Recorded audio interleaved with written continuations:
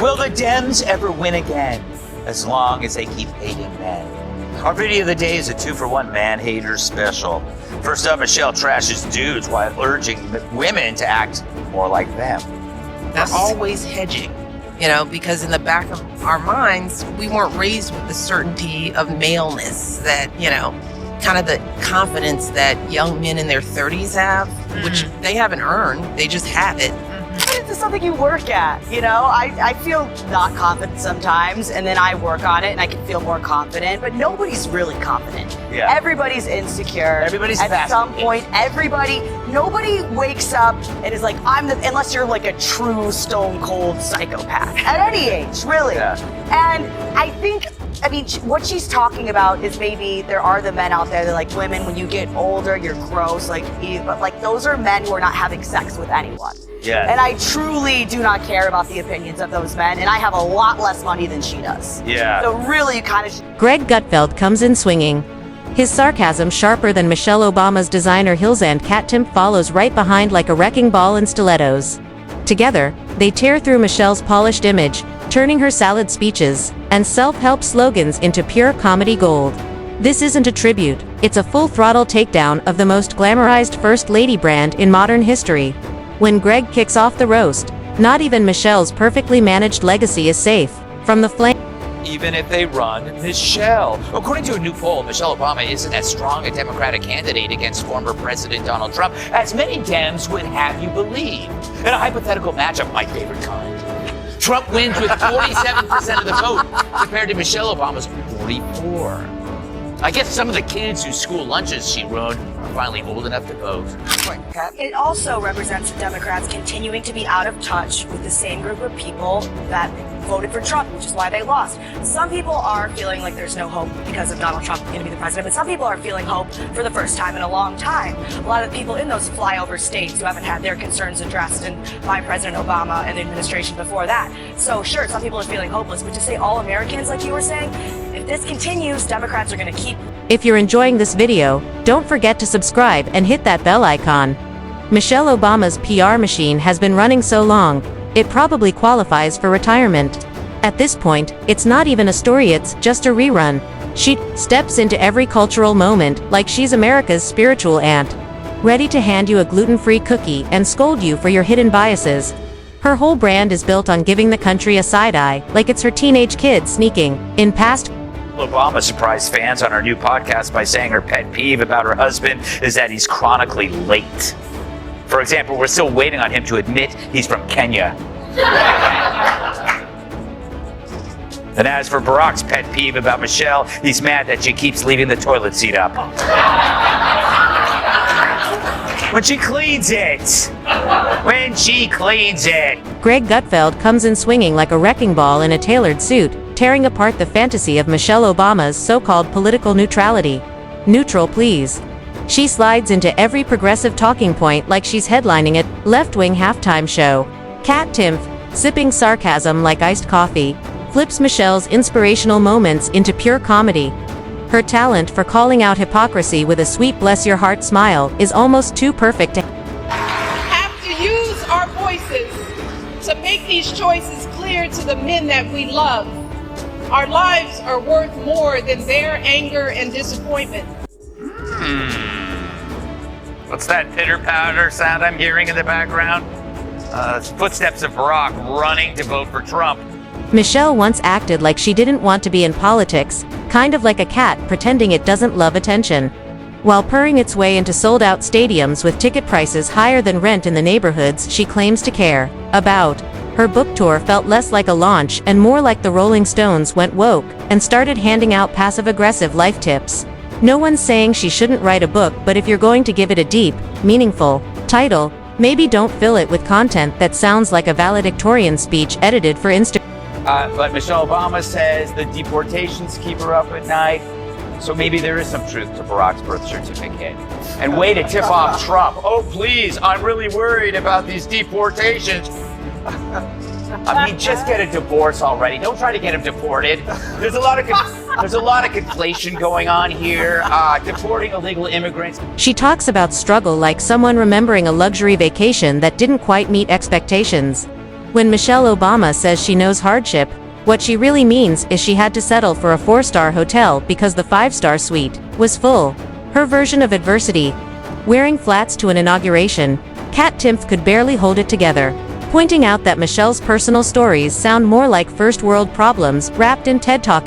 Julie, she says women are invisible. Which women are she talking about? All I see are women in commercials, in TV shows. They're all over the place and they're all yelling at everybody, telling them, I'm a woman. She's got some serious issues. She needs to go to therapy. Yes. And maybe stop doing radio just altogether, because we don't want to hear her speak. But she talks about, how young men were confident, which makes sense because she seemed like a pretty confident person growing up. Yeah. I don't know. I mean, you tell me. But I will say this, and I do believe she's actually a biological female. She just plays the role of a man really well. Greg Gutfeld isn't subtle. He rolls right over Michelle's polished image like a political bulldozer. Take the fitness obsession. Promoting health. Fine, but when Michelle launched her campaign, it felt more like a public school lunch shaming. Tours and a movement turning meals into something closer to prison food. And who could forget when she thought carrots and quinoa were going to fix inner-city dropout rates? Her speeches are emotional thrill rides, starting with When They Go Low, and ending with a moral high ground so massive it might need its own Secret Service team. And let's be real, Michelle dips into politics constantly, then backs off like she clicked the wrong Zoom link. 1 minute, she's tossing out policy hints with a raised eyebrow, and the next, she's pretending she just came to talk about kale chips and book. Our minds, we weren't raised with the certainty of maleness that, kind of the confidence that young men in their 30s have, which they haven't earned, they just have it. We don't start feeling that and owning that until our 50s and 60s, at a time when we start to be treated as invisible in society.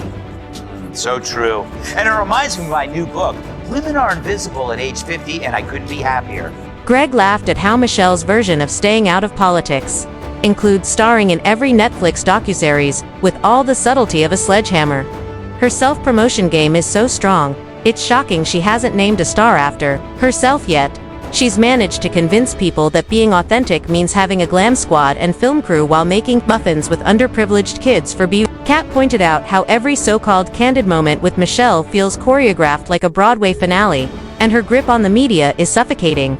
She walks onto a late-night show, and every host turns into a nervous high schooler trying not to fangirl. She says something vaguely deep, and suddenly it's chiseled into digital stone like she's Play-Doh in heels. It's the only time saying nothing gets labeled as bold and brave.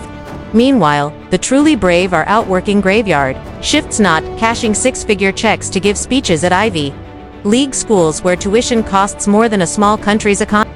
Jill thinks American men suck.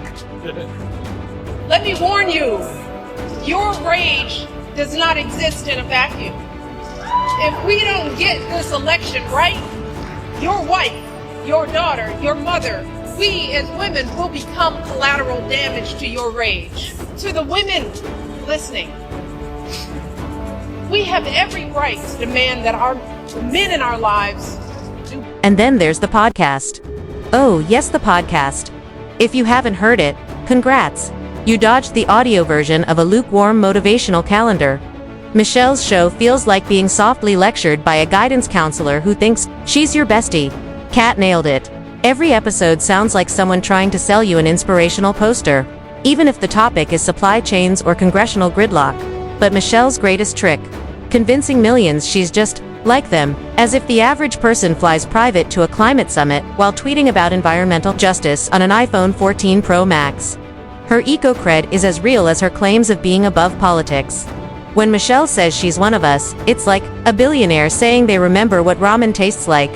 Cute story, but no one's buying it. And Greg doesn't ease up. He dives into her media empire, which is like giving a megaphone to someone already screaming over a stadium sound system. The Obamas signed a Netflix deal so massive it probably needs its own Senate hearing. Now Michelle's directing her own legacy and documentaries where even her childhood has the drama of a Christopher Nolan film. What's next? Michelle, as a Marvel superhero. Don't give her ideas. Has shown her allegiance to to this nation, not by spewing anger and bitterness, but by living a life of service and always pushing the doors of opportunity open to others. She understands that most of us will never be afforded the grace of failing forward. We will never benefit from the affirmative action of generational wealth. Generational wealth. Something good that now in the prism of liberal politics is very bad. Pat wraps it up by showing how Michelle's so-called grace is often just sugar-coated condescension. The tone is always the same: part pageant queen, part disappointed mom, wrapped in media-trained sweetness. She smiles while telling half the country they're basically failing at life and, somehow, gets a standing ovation for it. And let's not pretend she's separate from the political machine her husband ran like a Silicon Valley startup. Michelle's brand has become a comfort blanket for the progressive elite. She's like a liberal Disney character brought to life, complete with voiceovers and soft lighting. Meanwhile, the media rolls out the red carpet like she just cured world hunger instead of sharing snack tips no kid has ever actually liked. And no one dares challenge her, because that would be like kicking a hornet's nest made of hashtags and inspirational A liberal groundhog. Obama's popping up to warn us about how Trump's turning into a dictator. We start drifting into something that is not consistent with American democracy. It is consistent with autocracies. We're not there yet, completely. But I think that we are dangerously close to normalizing. Michelle's fashion choices. They get more coverage than midterm elections.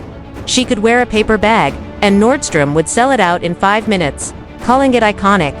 Kat joked that every outfit gets dissected like it's a classified document, belts analyzed, shoes debated, like the CIA is involved. She wore a belt, relax, it wasn't a treaty. Greg came right back to Michelle's obsession with moral superiority. She treats virtue like CrossFit, everyone's supposed to rise above, preferably on a Peloton she endorses. She acts like America's moral GPS, but somehow always drives straight into culture wars with cable news level intensity. Kat cut even deeper, roasting Michelle's self-help persona by saying she should be the new face of Wheaties. Yet Michelle still pretends she's outside the same system she helped build, profits from, and lectures us about like we're all extras in her document. Men can't name masculine Democrats. So, Congresswoman, according to a new study by a think tank, young men struggle to name any masculine Democrat leaders besides Barack Obama, saying it's the Republican Party that best represents men's interests. Are you surprised by this? Where did the Dems go? The myth around Michelle keeps growing because people confuse being polished with being honest. She's perfected the skill of sounding deep while saying almost nothing. It's like a fancy fountain, pretty to look at, but just the same water, going in circles. Michelle's real trick is making power look harmless, all while shaping politics with more precision than most lawmakers. She hides behind school visits and lifestyle tips. It's soft control, wrapped in feel-good words, delivered by someone who knows no one will challenge her, not because she's always right, but because she's been made untouchable. Greg and Kat didn't just joke, they stripped away the glitter. What's left isn't evil, it's something worse. A well-rehearsed act pretending to be real. Michelle doesn't just have a voice, she owns the whole spotlight. And every time someone claps for her bravery, it's like cheering for a magician pulling a rabbit from a hat you paid for. This roast doesn't end with a mic drop. It ends with a mirror reflecting someone who claims she's outside the system, but plays it better than anyone else in the building. Meanwhile, here's former First Lady Michelle Obama last night. Kamala has shown her allegiance to this nation, not by spewing anger and bitterness, but by living a life of service and always pushing the doors of opportunity open to others. She understands that most of us will never be afforded the grace of. And somehow, people still fall for the show. But not here. Because once the lights dim and the clapping stops, Michelle Obama's legacy isn't some untouchable icon status, it's a textbook case of turning politics into personal branding. Wrapped in feel-good quotes and staged sincerity. And don't worry, she's not done. Every time she steps back into the public eye, It's not about letting, it's about reminding everyone that she's still the queen of polished relevance. She can walk down a hallway and make it feel like a revolution, sipping tea like it holds world secrets, and people eat it up like she just came down from Mount Starbucks with a new set of woke commandments. But here's the real twist: strip away the soft lighting, the speeches, the perfect timing. And what's left isn't legacy. It's a logo, and logos don't last forever. The cheering will fade.